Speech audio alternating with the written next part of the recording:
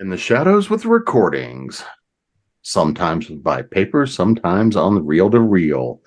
The 60s, 70s, 80s, and beyond have been a treasure trove of suspense and horror. Tonight, we are here on ConTinual Fandom to dive into some of our favorites and slide back into the shadows. I'm your host, Jim Nettles, and let's see who else has decided to come and bring their particular haunts to the table. Clay, you're up first. Yeah, hi, I'm Clay Griffith. I'm part of Clay and Susan Griffith. We write urban fantasy and historical fantasy. We've written comics. We've probably best known for Vampire Empire, but we do other things as well. Kiernan? I'm Kiernan Kelly. I write mostly GLBT romance and young adult romance, but I also write horror, and horror is my favorite genre of all time. Misty? I am Misty Massey. I'm the author of the Mad Kestrel series of pirate fantasy adventures, including the most recent, Kestrel's Dance, which just won the 2023 Palmetto Scribe Award for Best Novel, so go me. And when I'm not writing, I'm editing for a bunch of different small presses. And when I'm not doing that, I play the cheerful sun-drenched cleric Malibu on the Calamity Jane's Actual Play D&D podcast. It's a sister show to the Authors and Dragons podcast. You can listen to us wherever terrible podcasts are shared with you. Jess? I'm Jessica Nettles. I write historical fantasy and Southern Gothic horror. I have 2 short stories coming out kind of back to back real soon and some anthologies. We'll talk about that later. I'm excited. Hansi? I'm Hansi Oppenheimer. I'm a documentarian and independent ACA fan, and I have my first essay coming out in a book in October. Jay?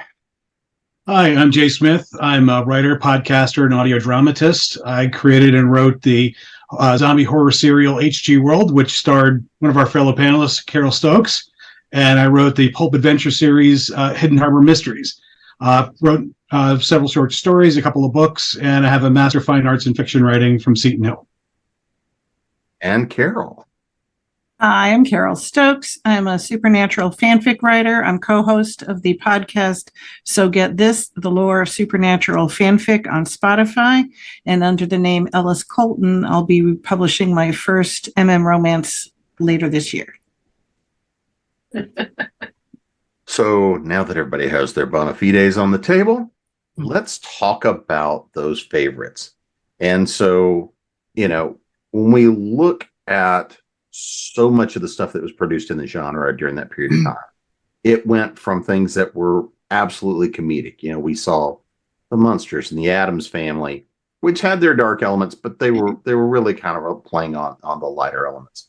Then we can carry this down into the much darker ones, the Kolchaks, the ones that still played it up for it and had a bit of fun, and then we can even go ones that went even darker. But when I look, one of my favorites, it kind of just sets up the entire genre, and I hadn't watched it in years. And we had a bunch of friends in last year during the holidays, and we had to sit down and watch the Trilogy of Terror. You made me very happy right now. Yeah. That's all freaked me out for years.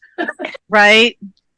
Which was equal parts comedy, horror, and just horrifically funny, right?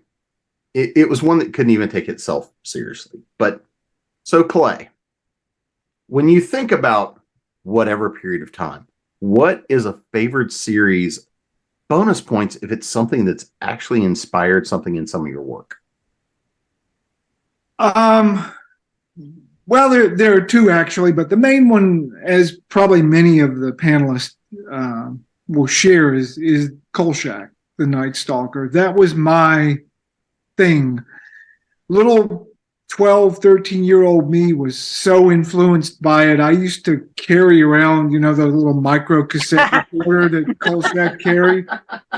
If JCPenney had sold kid-sized seersucker suits, I would have worn one of those. But And it has influenced me, actually, I think a great deal, because we tend to write, as I said, historical fiction. Although Kolchak wasn't historical, but we write It is now. fantasy. What is now? Yeah, we're all historical now. But I write horror fantasy primarily set in our world, because I like the juxtaposition of the real world and the weird world versus a complete fantasy world. So Kolchak influenced me that way. That's how I prefer my horror and my fantasy. Kiernan? I'm going to go back even further and risk being cliche and say The Twilight Zone. I grew up watching it, well, sort of watching reruns of it, and I think the combination of The Twilight Zone and Kolchak is what have steered my writing today. It's kind of a weird combination of the two, where I love my monsters much as Kolchak did, but I also like my morals, which Rod Serling did so well in Twilight Zone. So I think that combination is what you'll find in my work. At least I hope so. Maybe not. Maybe I'm just delusional. I don't know. Well, that would be a good Twilight Zone episode.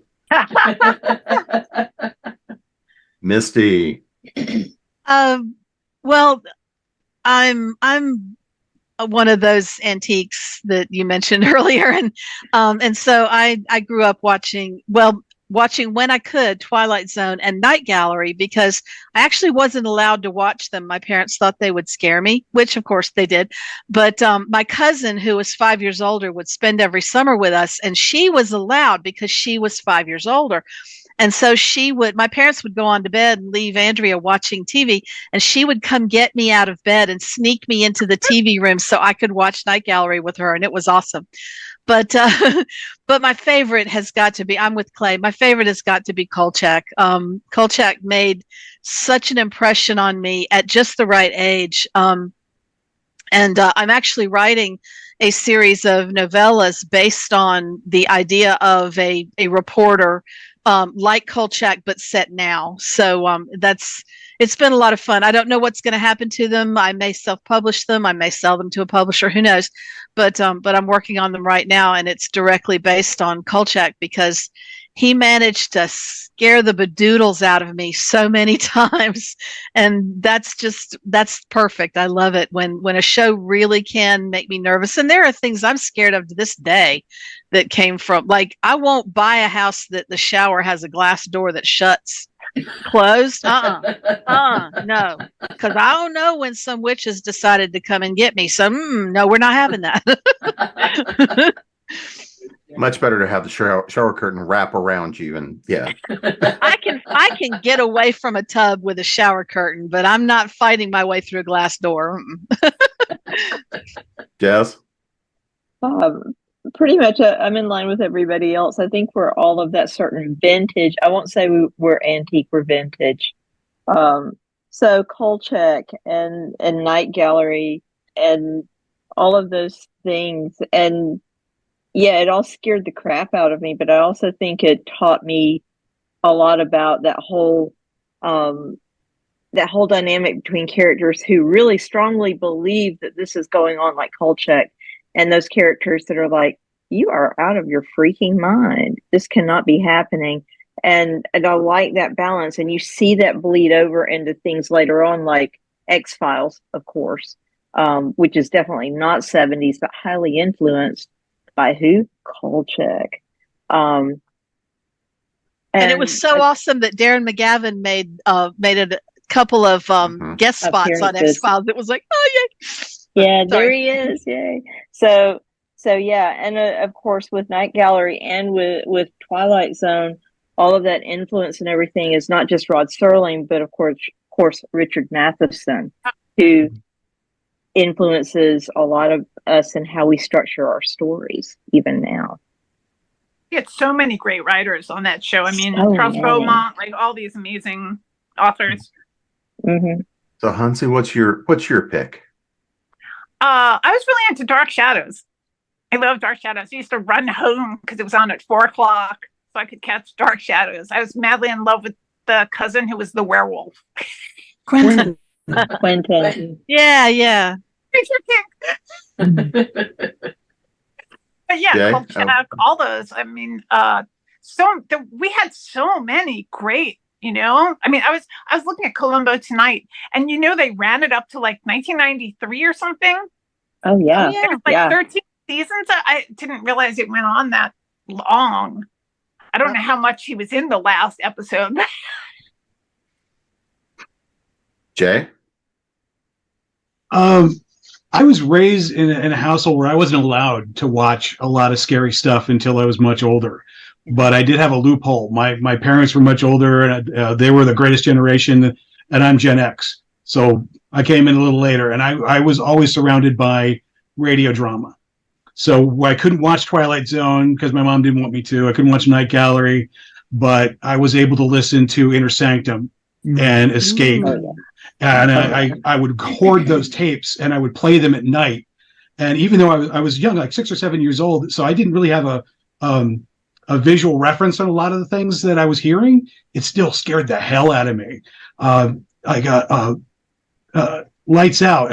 Everybody was one of those things that just terrified me. Even though I couldn't really visualize monsters, that human drama and conflict always creeped me out.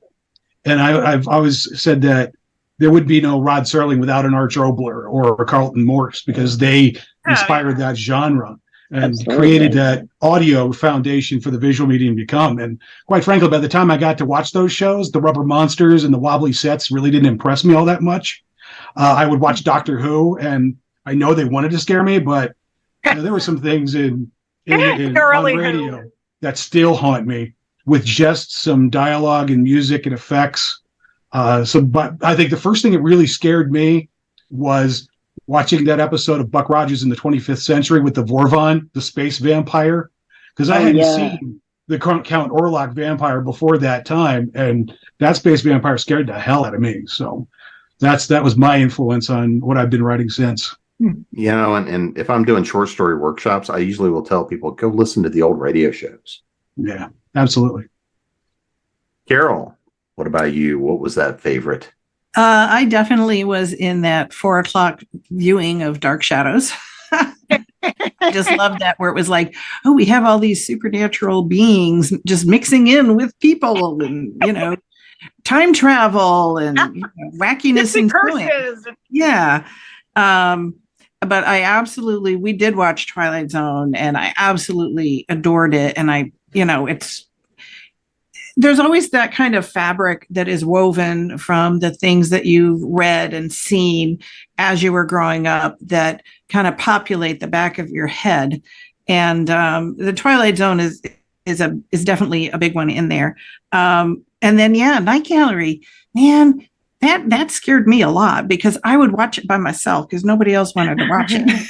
So I'm watching it by myself, and I was like, okay, I'm going to leave all the lights on while I go to bed now. Because it was pretty scary to me. I love to read horror as well, and I had to learn to ration my reading, because I was a latchkey, and I would spend mornings before school and afternoons after school by myself. And if I was reading too much horror, it was not good. But those were really the ones. I mean, there's a whole host of like movies and things like that, but if we're just talking about the shows right now, it was definitely Twilight Zone, Dark Shadows, and Night Gallery. I don't write a lot of horror at the moment, but I am fascinated by the form of it and the way it requires a different structure and a different language often. And I have dabbled where I'm like, I want to write this kind of horror. I want to write this kind of horror. And I really, really enjoy that and would like to do more of it. Let's actually have a little bit of fun, because a lot of the shows that we got were anthology shows, right? Yeah. Whether we're looking back to the good old days of Twilight Zone and Outer Limits and those, or we come for it. Tales from the Dark Side, Tales from the Crypt. Some the Hitchhiker or the Hitcher. Yes, I mean, Yeah. there were so many just fun anthology shows where sometimes you got repeats of actors, but you got the one shot story. So Kiernan, of some of those nice little one shots, what's a story you remember that still sits with you to this day? One shot from an anthology? From one of the anthology shows. One of the anthology shows that's still with me today. There are so many that have remained. There is no, not just one. There are many. I'll take one from Twilight Zone because that's one of my favorites. The Monsters Are on Maple Street is one of my all-time favorites because it totally stuck with me that there were no monsters in this episode. The monsters were us and how we behaved with each other. And that was, I think, one of the first episodes I remember watching where there was no rubber-faced monster in it. It was just people and how cruel they could be and how vicious we can be. And that stuck with me all these years. Misty? So that would be my answer. I was just going to mention they teach that in the public high school English classes now. The monsters are coming to Maple Street. So it's become a very important piece of literature. So I'm going to go with one of the Night Gallery stories that has always stuck with me. I have never been a plant person, much to my mother and my mother-in-law's dismay. They would love if I had been a garden type kid, but I'm not. I am a total indoor kitty. And so this one really freaked me out. It's called Green Fingers. Yeah. And this nice little old lady is living in a house, and she's got this beautiful garden that she tends and keeps up, and it's just lovely. And somebody comes in and tries to buy her land and force her out, and she won't go. And he eventually ends up causing her death. And so when she dies, he's able to buy her land, and he's walking around the yard at one point going, yeah, I've got it. Wow, this garden really is nice. She kept it up nice, but it's mine now. And suddenly fingers start coming up through the ground, followed by the rest of the little old lady. And she says, everything, she says, I have green fingers. Everything I plant grows, even me. And and they end up, I think the end of it is they say something like, do you know what grows from an old lady's fingers? Old ladies. This is so perfect. So that one really tickled me. I just always thought that one was really good. I like a good gentle revenge story. And that one was perfect little revenge. So I feel like I wish that they hadn't stopped doing these shows. They used to do these scary anthology shows at 11 o'clock and 11:30 on Friday and Saturday nights on television. And so you could kind of tuck back into your couch and be scared for an hour or two. And I really am sad that is no longer a thing, because that's where I saw a lot of these. There is on streaming. I mean, Creep Show, and I mean, no, streaming's not the same. It was that whole, it's Saturday night, we can be scared for an hour. Yay, Yeah. You have to be there. And I think that was part of the charm and part of the essence. Of course, we didn't know better back then. No. And it did. Sometimes you just had to record them. But I think that was one of the kind of the big essences of the period was you had to be there when it was on, or you'd miss it. Yeah. So Jess, what's one of the stories that still sticks with you? Well, Misty stole mine. I'm sorry. No, it's okay, because I love that story too. And the cool thing is that the lady who plays the old lady is the Bride of Frankenstein. Y'all knew that, didn't you? Lanchester. Yeah. Elsa did a wonderful job. Beautiful story though. Yeah. And I'm also just really fond of Trilogy of Terror. As tacky as it is, scared the crap out of me as a kid. Just totally over the top. But, it's kind of crazy because I watched it maybe a couple of years ago. And as bad as some parts are, tacky wise, overall, it's still, the stories themselves kind of still stand up. They're still like, this is kind of bad, cultural appropriation and all of that. From an adult point of view, the stories are still pretty strong, even if the effects are kind of tacky, So I still kind of like Trilogy of Terror because I like that kind of silly stuff. That little Zuni guy was really creepy, though. Like, you were like, he's scary as hell. Yeah. under the Just couch. out the way he crawls. Yeah, I have very always effective. I totally want wanted to one. adopt that kind of thing for like a D&D game, because you get an army of those things. Oh my god, that would be so terrifying. My problem is the war cry it had. All right, Hansi, what's your big winner? Let's see. I really love the Agnes Moorehead episode of Twilight Zone where it's silent. I think that's really interesting, and I also love Agnes Moorehead. She was amazing. Yeah, and then of course the Zuni fetish doll totally freaked me out. I saw my dad worked in CBS, and my mom ran a prop shop, so there was no limits to what I could watch. I mean, I saw Frankenstein at 3 and had terrible nightmares, and no one had any pity for me. So it's all their fault. We all have to blame our parents. It's a family trait. We're actually the parents. Then it's not our fault. Then it's still our parents' fault. Jay, how about you? What's that favorite show or episode? I gotta go with Twilight Zone again. With like everybody else, there's just so many that stick with me. But I like Serling's softer ones that hit you at the very end, like A Stop at Willoughby.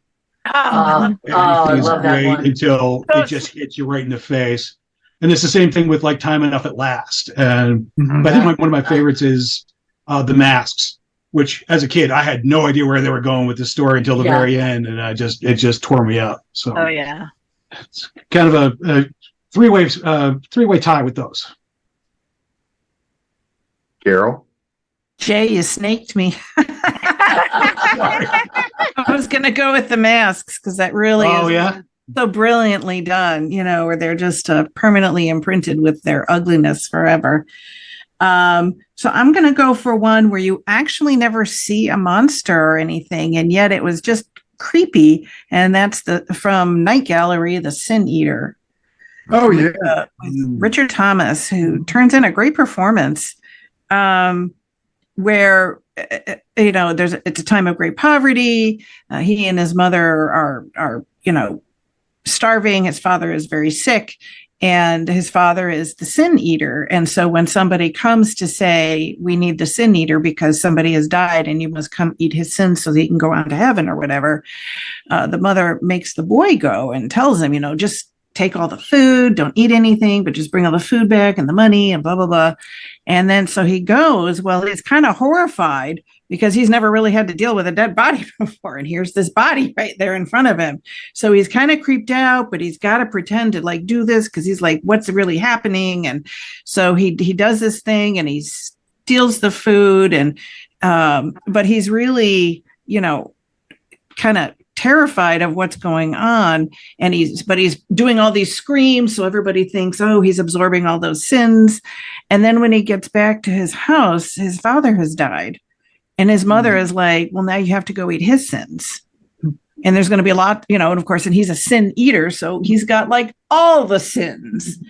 And Richard is just terrified of what is actually happening here, and it's very nebulous. But sometimes even that the nebulousness of it contributes to our horror because nothing is spelled out. So we're left to our own, thoughts of what the heck is really going on here. And that kind of thing is just super spooky when you're just kind of walking around it and we don't really know what is it. Sometimes the horror unseen is scarier than the monster you can put your eyes on. Clay? When Susan and I first started writing together, she called my attention to the fact that I used the motif of people's bones dissolving constantly. in all forms of my work. There was always someone whose bones dissolved. And I realized it was from a night gallery story about a guy who spent the night in a haunted house. And there was also like a concentration camp element to the story that was a little bit odd. But the guy he bets he can spend the night. He wins. He wakes up. He's still alive. Goes in, and there's breakfast there. And throughout the night, he keeps finding these slimy trails on the floor. And he wakes up the next morning, and the host comes, has a video recording and is saying, "Oh, congratulations, you've won the bet. By the way, the slime trails you've been finding are my former partner. I invented this chemical that dissolves bones, and I tested it on him, and he lives in the basement. And by the way, it's in your coffee. You can go downstairs and see him if you want to. He's harmless. Or there's a gun with one bullet in it right next to you. So you can use that if you choose. But you've won your bet, so you can leave if you want. Or you can go down in the basement and see if I'm telling the truth." So the guy shoots himself, of course, because he's seen the slime trails. You never see that creeped me the hell out. And it bothered me. And I'm not sure I'm even telling it right, but the concept of, oh, my old partner is downstairs. You can go look at him if you want. He won't hurt you. That apparently always stuck with me, because the concept of being boneless. Oh, well, anyway, so that was the one. I can tell you the person I would shoot would not be myself, at least not first. Exactly. Well, the guy wasn't there. He was on a TV, Oh, on a television. Yeah, he wasn't dumb enough to walk in the room, but the slug guy is downstairs apparently. I can follow the plug. I can. yeah. So, we've talked a lot because a lot of the themes that we saw and heard were always about, of course, the biggest monster, of course, being man, right? We're always the big monster, but not always. So sometimes we got to have these really fun, creative monsters. We didn't always get to see them, kind of like the slime monster. Was he real? Was he not? So, Misty, of all the monsters we saw or didn't, what's your favorite? Ooh. Oh golly. I guess with the idea of favorite being the one that scared the absolute bedoodles out of me to the point that I still am nervous about it. It would have to be the episode of Kolchak when they're getting ready to sacrifice the young, beautiful man to this ancient Aztec mummy kind of thing. And I remember watching that, and at the very end, Kolchak is talking to you on the screen, and the mummy is laying there, and it's been defeated. It's been defeated, and you should feel really good. And as it's laying there and Kolchak is talking, all of a sudden its eyes open. Mm-hmm. And now this is a standard thing these days, but back then that was pretty scary. Plus, my parents had that. It was on a Friday night, and I was at home watching Kolchak in the den, and my parents had said to me, "We are going to the grocery store, and we're taking your baby sister with us. We'll be back in a little while." I didn't hear a thing. I didn't hear them leave. I didn't hear them speak. I was utterly committed. And so when the show was over, and I'm sitting there freaked out because the mummy's not really dead, and I turned around, nobody's in my house, and the front door was standing open. And I have been that mummy and that lack of anybody in my house. That whole combination scared me so much that I will go to my grave being absolutely terrified of that Aztec type mummy sort of creature, that whatever he was, I don't remember what they called him, but he was kind of a mummy and kind of an Aztec god, and he was very, very scary. So I'm going to say that was my favorite. All right, Jess, what's your favorite? Okay, so I really love the vampire in the original Night Stalker movie. Oh, That guy was scary. Yeah. It really hits, even as an adult, it hits me because I have a real fear of being attacked in the streets. I know that sounds strange, but I'm a very small woman.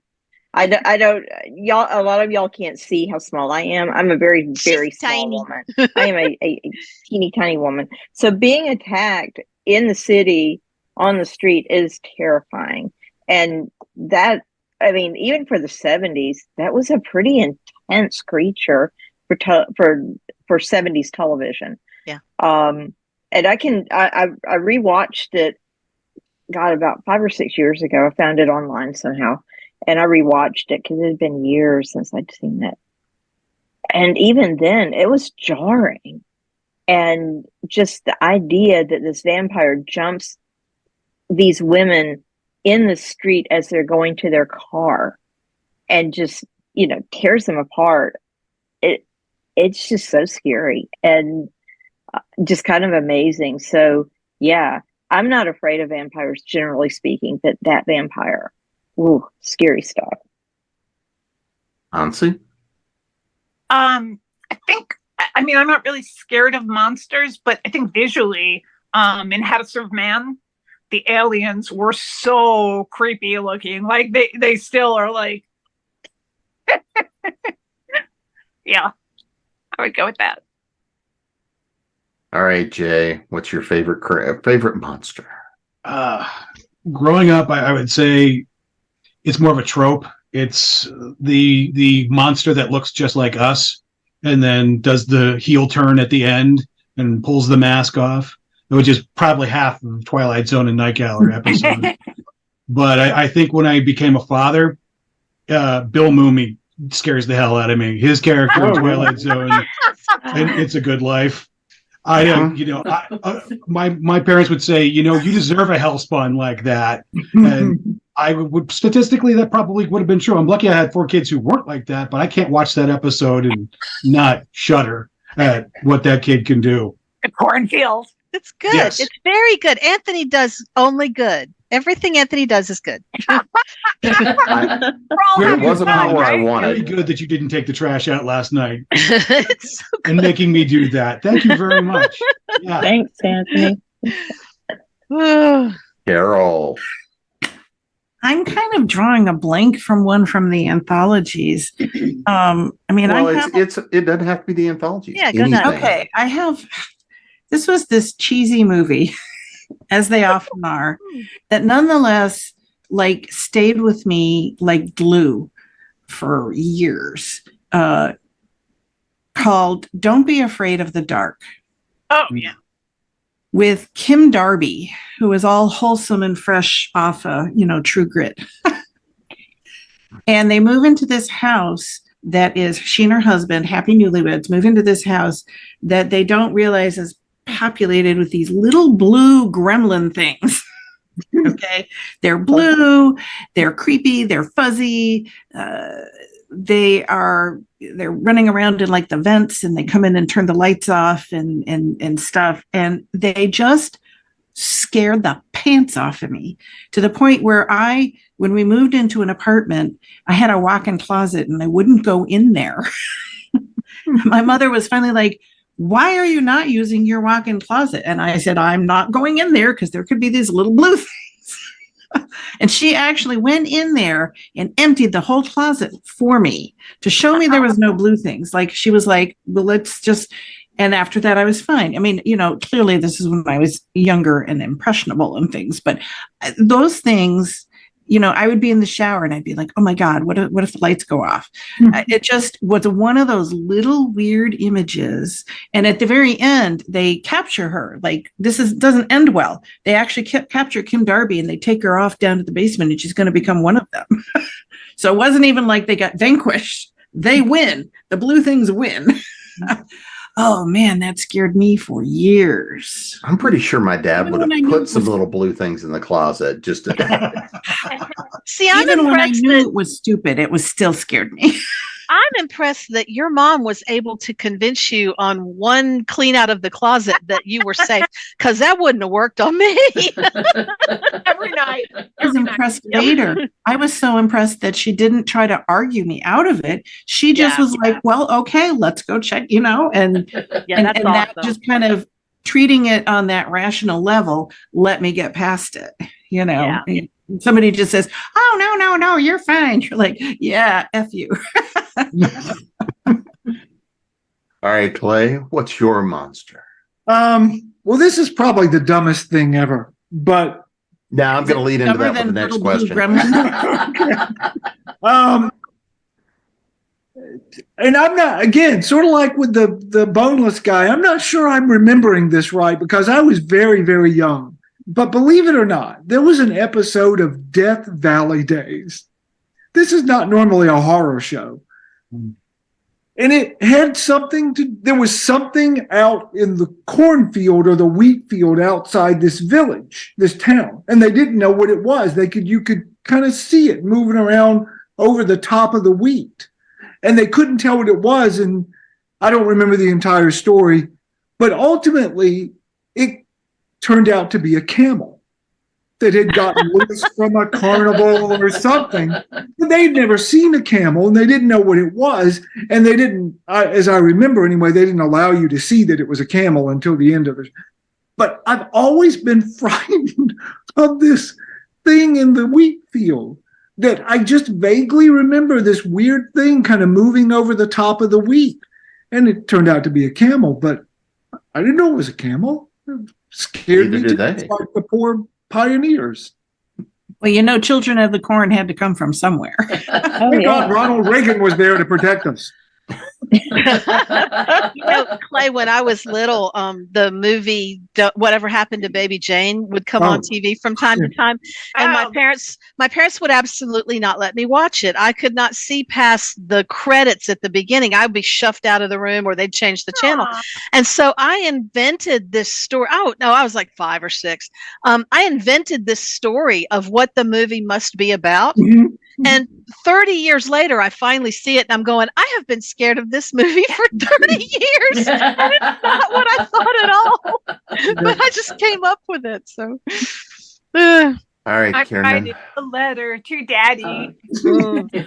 which is scary all pretty by itself. scary. Oh my gosh. So Yeah. creepy. So creepy. For me, it's a tie. I have a tie. The first is from X-Files, and it's from the banned episode Home.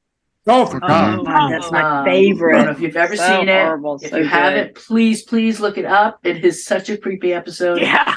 And the mother from Home she did it for me. I'm getting chills right now. She just did it for me. And the other one, actually, I'm going to zoom ahead to the future to American Horror Stories, to the episode, the season freak show. And it was the character of Mandrake who had the evil twin on the back of his head. That creeped me out. I'm not sure why.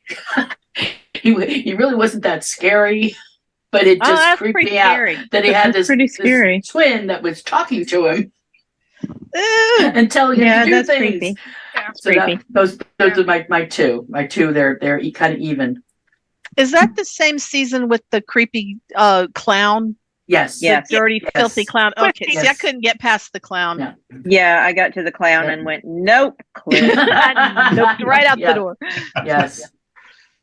All right. So, because, I'm going to use this as kind of that palate cleanser in terms of the guilty pleasures, because there's so many shows and movies and things that were, it's like the movie of the week, especially during that all time of year. There was all those, glorious bad horror movies, many of which were based on Stephen King's works or wanted to be based on Stephen King's works and weren't that good. What is one for you that was a particular guilty pleasure? And this is going to be one. I'm going to throw a movie out there that I have not seen it since it ran the first time on TV. And I will admit to having seen it and not watched it since then, except for pulling out clips now and then to torture my friends with. Kiss meets the Phantom of the Park. Oh, wow. Easy. What is something that is still sticking with you from the period of time, either because it was so bad it was good, or so bad it was so horrible you just can't get it out of your mind? So, Jess. Oh Lord. So you pick on me first. Crap. There's so many. Jeez. Phantom of the Paradise is so horrible. Oh God. Paul Williams. There's music. There's creepy shit. There's, oh my God, it's just so awful. But it's worth seeing at least once just for the general psychedelic experience. It's probably better if you're drunk. It's so terrible. There's also just a whole line of just really good movie of the weeks, where they tap into like psychic teenagers. There was one, and I cannot remember the name of it, that I saw recently about a psychic teenager that goes on a revenge bender.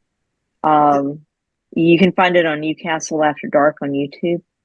And I wish I could remember the title of it, but she basically ends up adopted by another family and gets jealous and tries to kill everybody psychically. And there's a horse and everything. It's a really good, really ridiculous movie. A horse. But it was fun to watch. It's fun to watch. And there's also a movie that I really enjoyed that was on TCM recently with Jodie Foster, that involved her. Oh, the little girl who lives down the lane. Yes. Oh, that's good. I remember Yeah. the title. Really good. She was so good in that. And That's a classic. it's Yeah. a classic. And it's actually a really good movie. And I would watch that again and again because it's creepy. And it's one of those things where it's not people would say, well, is it horror or suspense? And I would say, well, it's kind of horror because what she ends up doing is kind of horrific. But I like it because it's like slow moving horror that kind of creeps up on you, and I like that. All right, Hansi, what's yours? Texas Chainsaw Massacre. With the chainsaw flying around, I'm happy. Give me all the gore and guts and.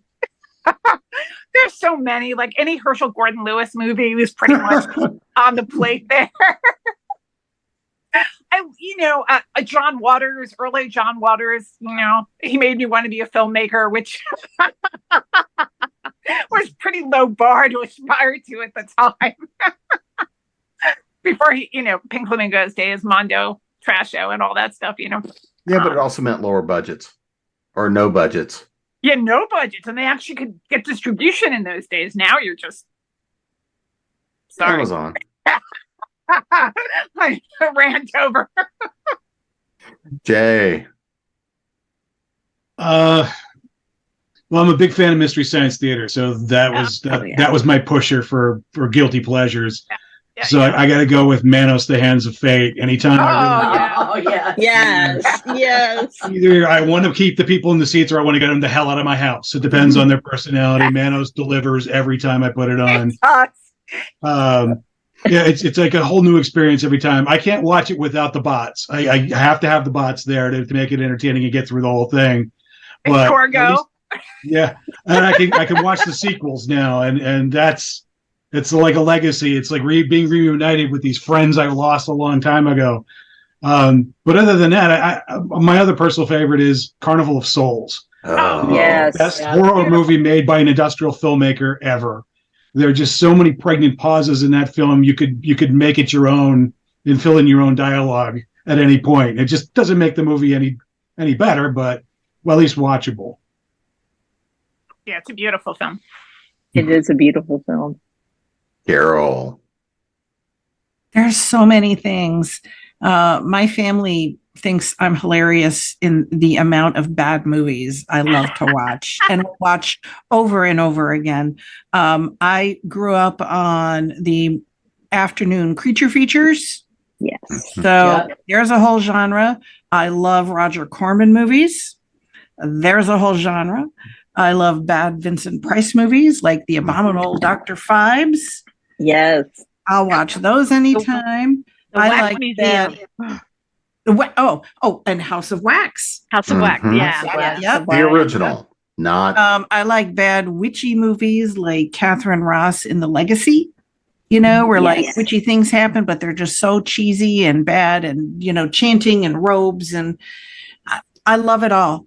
I love it all. I'll watch it all. And yeah, my family just kind of like, oh my God, what is wrong with She's you? at it again. But I love them. I love them all. all right, Clay.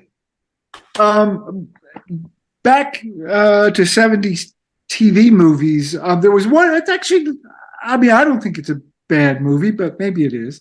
There was one called Gargoyles. Yes. Oh, it's so Gargoyles. good. It was so About good. these weird gargoyles with big beaks Yes. that live out in the desert. And they did kind of slow motion movement of the gargoyles. It's kind of effective for 70s movies, and I kind of like that. I mean, it's dumb, but I mean, hell, I like Hercules movies, so I'm not sure where my tastes run. But gargoyles work pretty well for what for a $10 budget. It worked pretty well. And all of There's that not went to enough gargoyle movies. Yeah. and if I remember right, the entire budget went to the same one rubber suit. Oh yeah. The same 1, 2, or 3 shots. It's all on the screen, man. All that money's on the screen. Well, how many times did Corman use that burning barn? Like that's like him, like 6 out of 8 of his films. Or the castle on top of the cliff with the waves crashing. Yeah. Everybody lived in that castle. That explains all those movies. They were all connected. That's right. Every one of them are connected. The Corman verse. All right, Kiernan, what's your guilty pleasure? Okay, my guilty pleasure is a movie. It's from the 70s. It's called Oh yeah. Oh yeah. Okay. That is my favorite guilty pleasure. I will watch that every time it's on. Every time. How often is it on though, really? It's not on very often. Sometimes I have to go look for it. She needs a fix. Yeah, I need my fixed, yes. But I love that movie. I'll watch it over and over. I do have a movie that I will never watch again. I watched it, and it is 2 hours of my life I'm never getting back. It is called Velocipaster. Oh, that's a great film. Yeah. And it is so bad that So some of the bad. effects were never even put in. So bad. Wow. Great name. And Great name. though. I am a huge fan of B movies that are so bad they're good. Like one of my favorites is Mega Shark versus Giant Octopus. I love that movie. When that shark comes up and takes a bite out of the plane, I am very, very happy. But there are some that are just so bad that they're really bad. It's like they're shooting in the same park the whole time. Yes. The woods. It's Yes. just like crap. And They had a permit. I love Yeah. with the giant ants or whatever and stuff. Uh-huh. My favorite Them. has to be Them. Night of the Them. Lepus.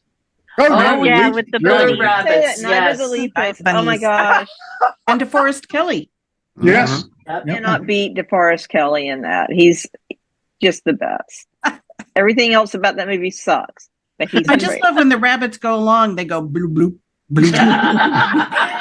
What they do. All those normal sized rabbits tromping on like Matchbox trucks and things. Oh, it's great. All right, Misty. What about Suburban Sasquatch? Have you guys seen that one? Oh, Oh, I have not. It's a product of the 90s when everybody with a video camera tried to make their own feature film. I guarantee you will love it if you haven't seen it. All right. Suburban Sasquatch. You have to look it up. all right, Misty. Me. I am a huge fan of F. Paul Wilson's work. He's a writer of fantasy, dark fantasy, and one of my very favorite books that he ever wrote is called The Keep. And I love that book. Like, I can't even express to you the depth of my love for that book. And so when they made a movie in the 80s, I was back then young and full of hope. And so I was just sure it was going to be great. Well, it wasn't, but it was really, really bad. It was really bad. But what's weird is that it has these moments where it's good, it's good, it's good. Oh wow, it's bad. It's good, it's good, it's good. It's bad again, And so I will watch it. It also has Jurgen Prochnow and Scott Glenn and Ian McKellen. And I'm like, how bad does your writing have to be to make those three actors suck? But and they don't suck. The movie itself as a whole is terrible, but I will watch it because those three are so amazing, and they do occasionally stick to the storyline after a fashion. So if you're a Wilson fan and you've never seen The Keep, give it a shot. It's pretty cheesy and horrible, but if it's on a Saturday afternoon, I will stop. And I will stop whatever I'm doing and watch it. Even if I'm watching the last 20 minutes, I'll just turn it on and watch because I can't stand it. It's my horrible guilty pleasure. So All right. But the book's still better. Book is always better. Oh, Book is always better. always better. So, Hansi, here's one for you. So when we look at all the great collected works, and you have to look at one that was made prior to 1980. So we're going to go back in time. We're going to go for the period. If you're thinking about everything created during that period of time, what is one that you saw that you swear you'll never watch again, but also inspired something after 80? Whether it was a bad remake or whether it was just something you saw and you're like, oh yeah, I know where that came from. Play Stump the Panelists. Yeah. I hate you. Oh. I mean, I can only really, for like early stuff, I can't really, I mean, besides like John Waters stuff, I mean, I loved Andy Warhol stuff, like Empire and stuff, but I think that's more like indie. It's not really horror stuff. Is that what we're looking for like horror genre? Part of what I'm thinking about is when we look at its stuff from the period of time, right? We can watch, like Kolchak and its influences in X-Files. We can look at the influence of very specific stories from things like, things that crept their way into like Amazing Stories, and that Amazing Stories run during the 80s, right? Is we get to look at the influence of horror from that period of time. Horror, suspense, really all of that. And what I'm really kind of diving into is, what are the themes from that period of time that we've seen pulled forward? And bonus points there if the old stuff was better. I love the Hitchcock show. I thought that was, I mean, 20 million ways to murder your husband without getting caught. It was really brilliant. And wasn't it Hitchcock that Tarantino stole the? It was an episode. Wasn't that an episode of Hitchcock? That was in Hitchcock that then made it to Alien, which then got stolen by Tarantino. Thank you. There we go. History on it. So, Jay, what about you? I'm still thinking about the question, man. I think the first thing that came to my mind would be really more monsters, more how the past monsters have been adapted and appropriated for new times in the way we look at things. Right, the way that vampires have changed from just being folklore monsters to romantic leads in sitcoms at some point. Hello, Supernatural. Hello, Buffy. From Christopher Lee to Spike. Yeah. Zombies in particular were done in the 60s in one way, and they always change and adapt to how society needs to use them. They always represent something. They're always already a monster to put into any kind of storyline because it's not about the zombies, it's about the survivors. So there's always, I don't know of any. Yeah, anthologies are great because you could tell one story and just let it go, and it will remain with you.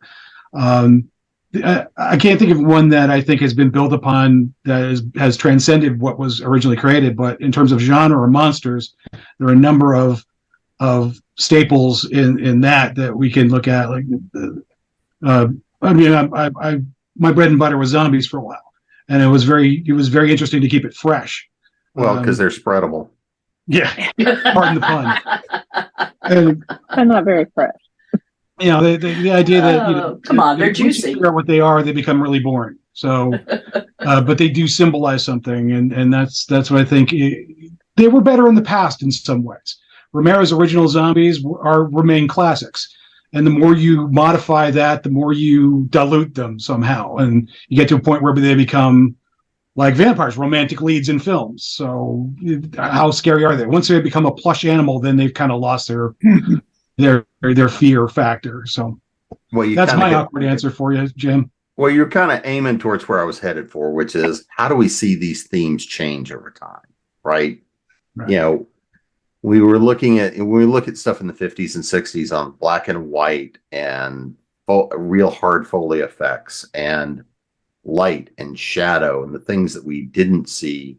And then it was, oh, we have special effects budgets. Now we're going to show you. We didn't have much of a special effects budget, but we had one. You know, how do those themes shift over time? And that's kind of where I was playing towards. So, Carole. Well, I'm going to take a little bit of what Jay said and expand on it, where if you go back to what to me is like the genesis of the modern zombie is Night of the Living Dead. Creepiest movie ever. Still creepy, still scares me. Still don't want to watch it. Or I'll watch it like, but I can't. Not alone at night. Not alone at night. Yeah. It's that creepy. And here we're talking about it's black and white. There are I guess there's special effects when you finally get to where they're waving limbs around, but it's not like there's any actual scary, there's makeup, but it's the sense of isolation. These people are trapped in a house. There's that sense of people turning on each other because they don't know who's okay and who's not. There's of course, the impending disaster. You look out and there's all the monsters and they try to get out and they can't. It's a very simple movie, very basic, black and white, boom. And it has an unhappy ending because our hero gets freaking shot at the end, which I hated and I still hate. But, it's a bleak movie. And we're talking, they had to do that on a freaking shoestring. Okay. There was not money spent on that movie. And then from there, you go to the current evolution of The Walking Dead. Now, I actually, excuse me, I've been talking a lot tonight. I actually had to stop watching The Walking Dead because it's so graphic and it's so realistic that I was just like, I had to nope out. But kudos to it because it's that beautifully, fantastically well done. I still keep up with recaps and I see pictures and clips and stuff. I just can't actually watch episodes. And when we meet Michonne and she's got the zombies without the jaws. That's horrifying. That was a horrifying image. And you find out who they were and it's even more horrifying. So here we're talking now we have cutting edge effects and prostheses and makeup and everything. So here's your whole here's the range right there. You have the Night of the Living Dead and you have the Walking Dead. And really everything in between them is just filler. Here are the two ends of the spectrum, both amazingly well done. But one of them in the very beginning with nothing and yet completely horrible, completely scary, terrifying. When they're in the very beginning in the cemetery, and they're getting approached, it's like, oh my God, get the out of there, So you know, certainly you can see the evolution through the years to get to the point of where we are now with The Walking Dead and everything. And, you know, it's hard to think about going past that, because how do you conceive even more realistically when it's so realistic?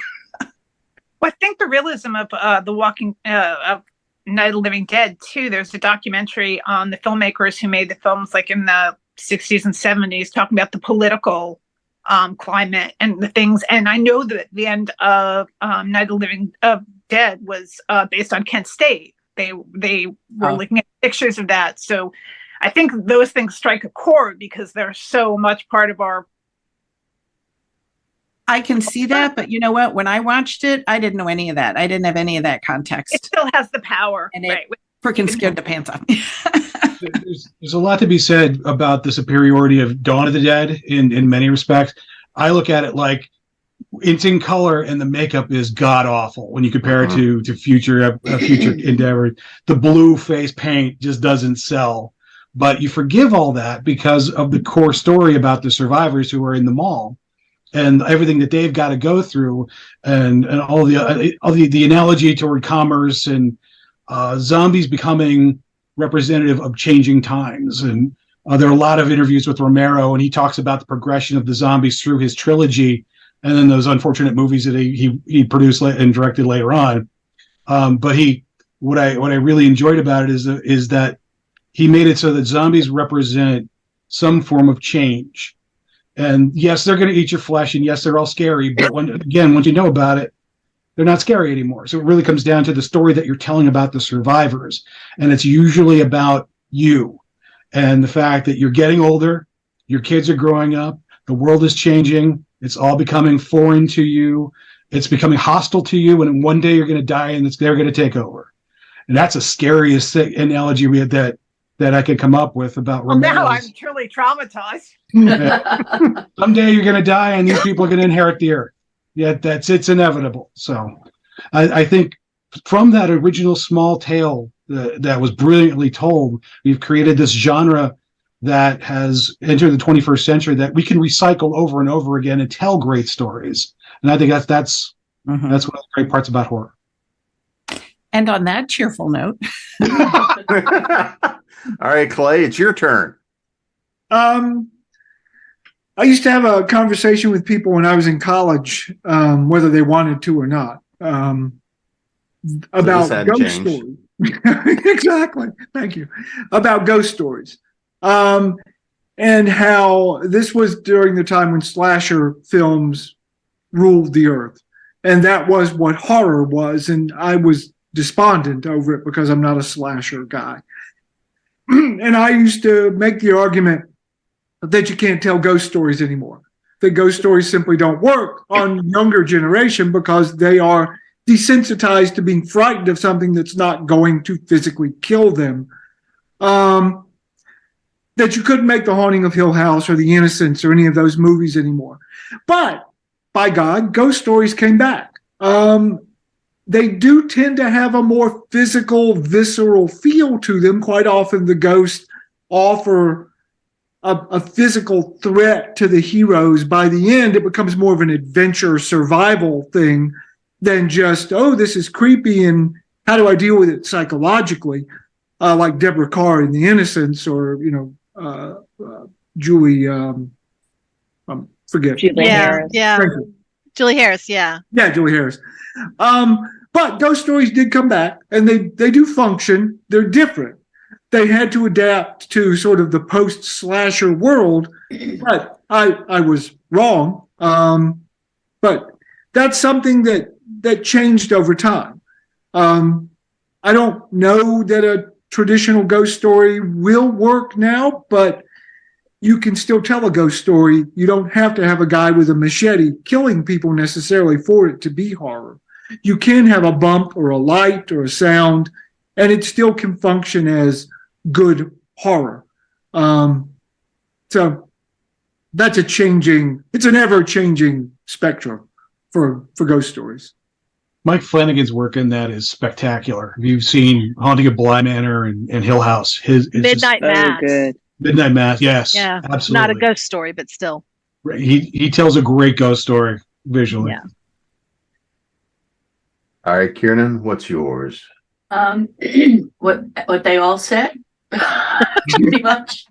I think what Clay said about ghost stories and what Jay said about zombies, I think that holds true for every classic monster.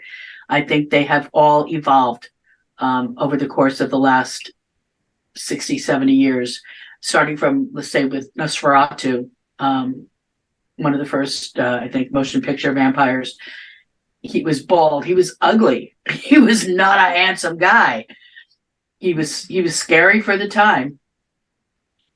He would not work today in today's movie market, I don't think, because of the way things have evolved over time. I think it went from Nosferatu to Bela Lugosi to Christopher Lee's vampires, right through, and we're going to skip right over the Twilight vampires. It's just the way that vampires have evolved into, now they've become, they're not the mindless creature that Nosferatu was, but they're also not the suave kind of vampires that Bela Lugosi was. And I don't know if I'm making any kind of sense whatsoever. From the looks on your faces, I don't think I am. No, I mean it's about how we see these characters evolve. Yes. And that's how they're going to work in today's market. Mm-hmm. And I don't think, I think they need to change. They need to evolve in order to keep working and scaring us, because we also get immune to scares, right? We get jaded.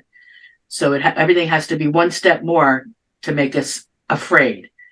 And I think that's why these monsters have to keep evolving, because they have to get one step more, maybe more, like Carole said, more graphic, with the I'm drawing a blank, but thank you, the zombies. The Walking Dead, that's what I was trying to think of.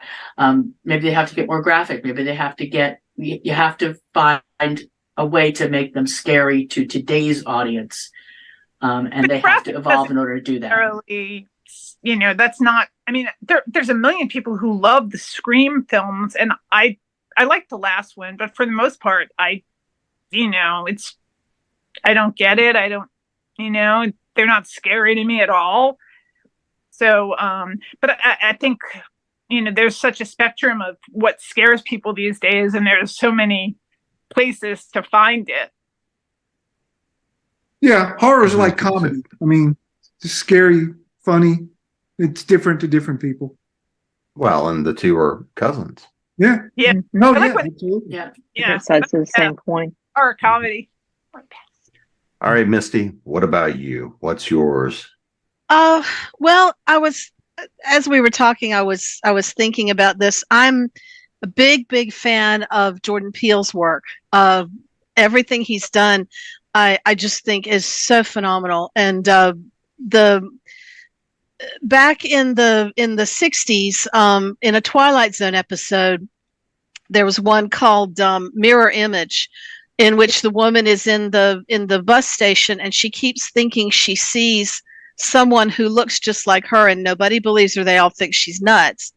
And at the end, basically, she's taken off to an insane asylum, and the guy who's been hanging with her the whole time, trying to get her calmed down, sees her double on the bus riding away, having taken over Millicent's life. And I compare that to Jordan Peele's movie Us, which is a similar thing. We've got doppelgangers going on, except that in the movie, in the TV show, the only thing to be scared of was she's just taking my life. But in the movie, they're going to take your life away, and you're going to end up dead, and your double will take your place.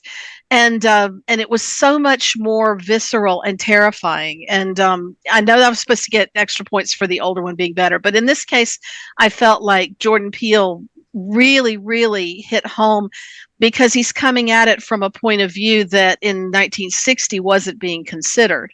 And so it's a lot more scary now to look at his version of doppelgangers versus those fairly clean, sanitized doppelgangers of the 1960s. So I just want to put one more thing out to the universe because it just came to me, and I know it's not my turn, and more I Jordan Peele apologize. movies.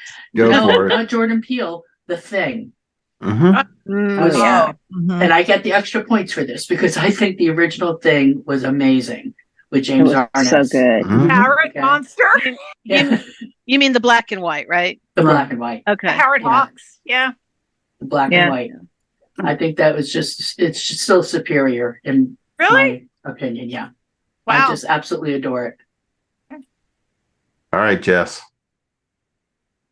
Okay, so a theme that because everybody's talking about monsters, but I've been thinking a lot about thematic kind of things, and something that is explored a lot in the late '60s and early '70s in movies is the apocalypse, and how different ways that we're going to off ourselves, right? And as different a survivors. society, yeah.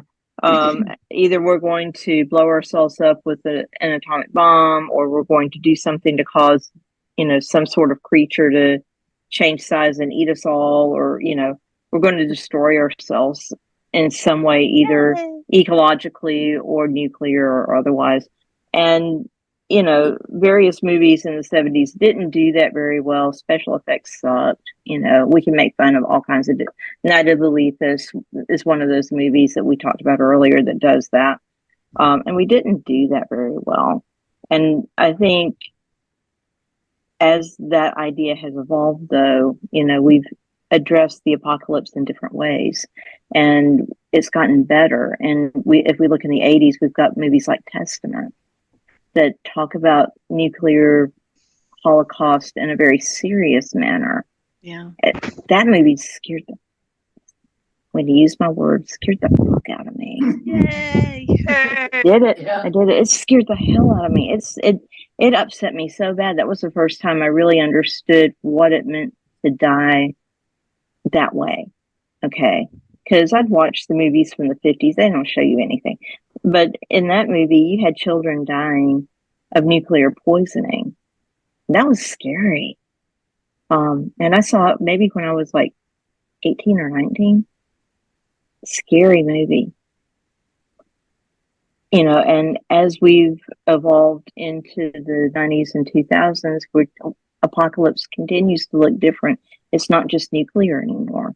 We're willing to talk about, we're going to kill ourselves with viruses, or, things from outer space that are viral are going to come, and, things like that. So Or it heating just up the keeps planet. evolving. Or we're heating up the planet now. And so our view of apocalypse continues to change, and it's just as horrifying.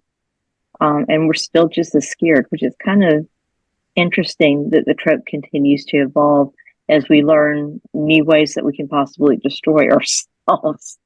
I just find that fascinating.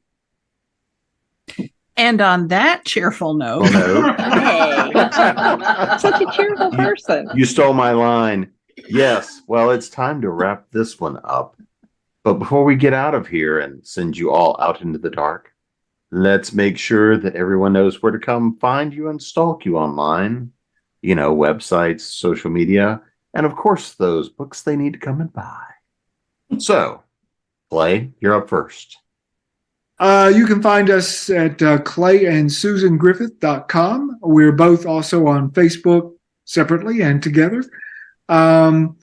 We are the authors of Vampire Empire, 4 of those, Crown and Key, 3 of those, and then a Flash and Arrow crossover from the TV show, which will soon be ending. Actually, maybe even tonight. I'm not sure. But that's it. Kiernan? You can find my work at KiernanKellyBooks.com. I'm also on Facebook, and I do stuff like this. So, Misty? You can find me at mistymassey.com. I'm all over the social media. I'm on Facebook. I'm on Twitter. Yes, I'm still on Twitter. I am recently joined the TikToks, and so I make funny videos or videos that I think are funny anyway. So come look at my videos on the TikTok. Right. And of course, come look for the Calamity Jane's actual play podcast. You can find it anywhere that really terrible podcasts are made available to you, and you'll enjoy yourself. It's D&D played to its absolute most ridiculous level. Jess? You can find me at jessicanettlesauthor.com. You can find me on Facebook, on the Twitter, on the TikTok now. That's new. And other such places. I've got a new anthology coming out, I think, this week called Lonely Hollows. It's a folk horror anthology. I'm very excited about it because I'm with a whole bunch of other really awesome authors. It's just so cool. You can find that on Amazon. Hansi? You can find me at squeeprojects.com or squeeprojects on all the things, Twitter, TikTok, Instagram, Facebook, YouTube, you name it. And my documentary on Joe Lansdale, All Hail the Popcorn King, is on Vimeo to watch. And I have an essay coming out in an anthology on the boys this fall. Jay? Most of my work you can find on at jsmithaudio.com. Podcasts and audio drama series are available on Spotify, Amazon, iTunes, and Audible. Most of the stuff that you can download is free and has links to the books that I published. So if you like what you hear, please feel free to buy a couple of books of mine. I've got great crushing student loan debt. Now that is terrifying. Wow. Carole? All night. I'm on Facebook, especially in the around ConTinual. You can listen to the podcast So Get This, the Lore of Supernatural Fanfic on Spotify. I'm on Twitter as true_firesign10, and I'm on Instagram in AO3 as firesign10. And I've had the pleasure of being your host tonight, Jim Nettles. And you can find me at jamesbnettles.com, authoressentials.net, authoressentialsworkshops.com, thespeculativeffictionacademy.com, creatingprose.com, and of course here at ConTinual. And to quote the great masterpiece, not so much, of Scream, movies don't create psychos, movies make psychos more creative. Have a nice night, everyone. Thanks, Jim.